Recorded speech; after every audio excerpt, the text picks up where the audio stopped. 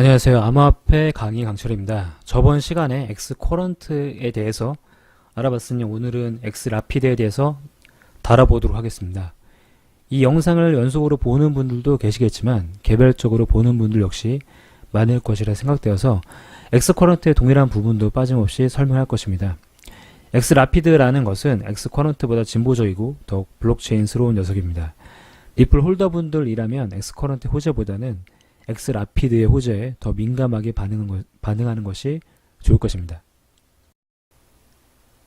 엑스라피드는 엑스커런트와 큰 틀로 봤을 때 방식이 유사해 보이지만 전반적으로 다른 부분들이 많이 존재합니다. 리플 코인으로 전송하는 것을 통해서 엑스커런트에서 행해졌던 상당수의 프로세스가 축소되고 유동성 비용을 최소화하고 국가 간 지불 거래를 신속하게 처리하는 문제를 해결하게 됩니다.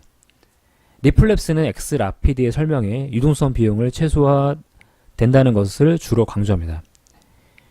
이미지의 흐름도를 기반으로 봤을 때 엑스라피드의 처리 프로세스를 정리해 보겠습니다. 일단 한국에 있는 은행에서 일본에 있는 은행에 돈을 보낼 때 엑스라피드를 사용한다는 예시입니다. 송금은행에서 거래소 혹은 리플 교환 처리 기관에게 리플을 매수하게 됩니다. 이때 자체적으로 리플을 보유하고 있으면 이 프로세스를 무시될 겁니다. 유동성을 공급해주는 은행에게 이 매수한 리플을 전송합니다. 이때 엑스커런트와 다르게 메시지 전송과 ILP 레저와 같은 프로세스가 없습니다. 유동성 공급 은행은 리플 코인을 엔화로 교환하고 교환한 엔화로 수신 은행에게 돈을 전송합니다. 엑스커런트와 비교하였을 때 엄청나게 많은 것들이 단축되어 버렸습니다. 이게 가능한 이유는 XRP 블록체인을 사용했기 때문입니다. 엑스커런트를 사용할 때는 송수신 은행끼리 메시지를 전송하여 합의를 하고 ILP 밸리데이터 등으로 은행 간 레저들을 검증했지만 엑스라피드는 블록체인이 내장된 글로벌한 암호화폐로 송금을 처리하기 때문에 이와 같은 과정들이 모두 생략이 되었고 수신은행은 전반적으로 어떤 과정이 일어나는지 알 필요조차 없으며 송금은행과 유동성 공급은행 간의 리플 코인으로 인한 처리만 원활하게 이루어지기만 하면 됩니다. 엑스라피드는 전반적으로 모양새가 덱스 거래소, 즉 탈중앙화 거래소와 모습이 상당히 유사합니다. 중간에 유동성 공급자만 빡세게 리플에 대한 처리를 하면 될 것이고 리플을 전송하는 송금은행에서는 리플에 대한 매입을 미리 장외 거래로 살 것인지 아니면 실시간으로 거래소와 같은 곳에서 매입을 할 것인지 정리만 하면 될 것입니다. 엑스라피드의 가장 큰 장점은 중간에서 유동성을 공급해주는 제3자의 은행에서 유동성 비용에 대한 리스크가 적다는 것입니다. 유동성 공급자로 돈을 보낼 때 국가 간 법정 화폐를 보내게 되면 모든 국가의 돈을 취급해야 하고 계좌를 보유하고 있어야 됩니다. 그러나 받는 금액을 리플 코인으로 제한하게 되면 입금 계좌는 한계로 심플해지기 때문에 세계 모든 나라에서 돈을 받을 수 있을 것입니다. 그리고 리플의 블록체인으로 인해서 불필요한 프로세스가 줄어들어 엄청나게 빠른 속도로 전송이 가능해지겠죠.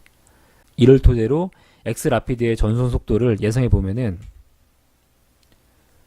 리플 코인의 매수 시간, 이건 자체에 보유하고 있으면 이 시간은 없어지겠죠. 그 다음에 리플의 코인 전송 속도, 같은 국가 간의 은행 간 송금 처리 속도, 이 세 가지가 합쳐진 게 엑스라피드의 전송 속도라고 보시면 됩니다.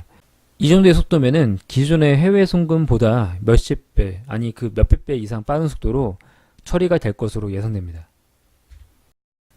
장점이 있다면 단점도 있겠죠. 엑스커런트보다 훨씬 빠른 솔루션이지만 은행이 안 쓰는 이유는 당연히 존재합니다.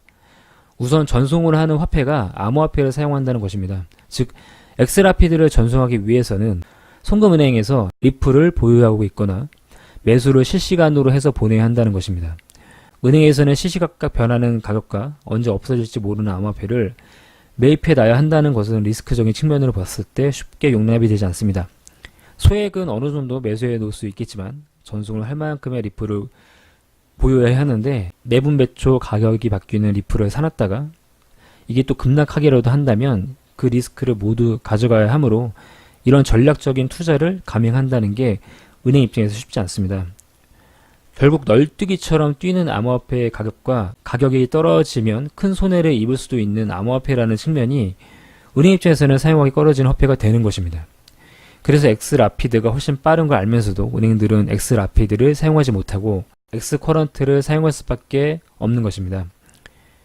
이와 같은 리스크를 지기 싫어서 거래소나 매입을 할 수 있는 곳과 협력을 하는 방법이 있는데, 은행 입장에서는 불필요한 프로세스가 추가가 되는 단점이 있어서 그것마저도 쉽지가 않습니다. 이미 엑스커런트가 충분히 스위프트망을 사용하는 송금보다 빠르기 때문에 안전한 엑스커런트를 써도 충분히 성공적인 송금이 가능해집니다. 그리고 중간에 거래소 같은 곳에서 리플을 사서 보내게 되면은 송금에서 처리하는 리플의 가격과 해외에 보내는 리플의 가격이 같아야 되는데 이게 동일하지 않는 것이 문제입니다. 예를 들어 은행이 거래하는 국내의 거래소나 기타 리플을 취급하는 업체에서 리플이 개당 500원이었다고 가정해 보겠습니다. 해외에 송금을 했는데 받는 쪽에서 만약에 리플을 490원으로 처리를 한다면 개당 10원이라는 돈이 날아가게 됩니다. 이런 것들을 방지하기 위해서는 은행과 리플을 보유하고 있어야 하며 수십 나라의 메이커 시세를 기반으로 리플을 보내는 것이 가장 합리적이 되기 때문에 중간에 거래소 등을 끼고 은행에서 처리하는 것은 쉽지가 않을 것입니다. 지금까지 엑스라피드에 대해서 설명해보았습니다. 엑스라피드와 엑스커런트는 비슷한 것 같지만 사실 완전히 다른 구조를 보여주고 있습니다. 리플 홀더의 미래에는 리플 코인이 범용적으로 쓰여야 합니다.